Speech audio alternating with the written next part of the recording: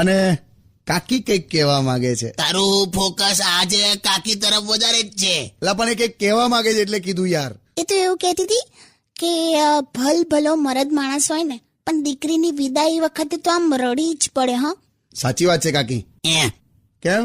આની વિદાય વખતે આના બાપાએ જે તોફાન કરેલું મને કે મારી દીકરીને નહીં મોકલું, જીદે ચડી ગયો. તો લાગણીમાં નહીં લા, મને કે હું છોકરીનો બાપ છું, મને ફેન્ટા નથી મળી. એટલે મેં કીધું ફેન્ટા તો કઈ મુદ્દો છે યાર સસરા. એ તો તમારા પપ્પા માટે તમે મને શું કીધેલું કે મારા પપ્પાને છે ને આમ બધા વળી વળીને સલામ કરે છે. હા તો પછી ખબર પડી કે એમના પપ્પા છે જ 2.5 ફૂટના.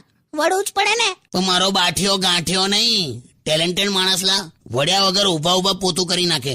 ઉભા જોઈ લે કે સોફા નીચે રિમોટ છે કે નહીં. એમ સાબુના સ્ટેન્ડ પર બેઠા બેઠા નહીં લેતા હતા. એ એકવાર મોદા પડ્યા ને તો મમ્મીએ 2 વાર તો વોશ બેસિંગમાં નવડાયેલા. ક્યાં વાત હે, ટેલેન્ટ આને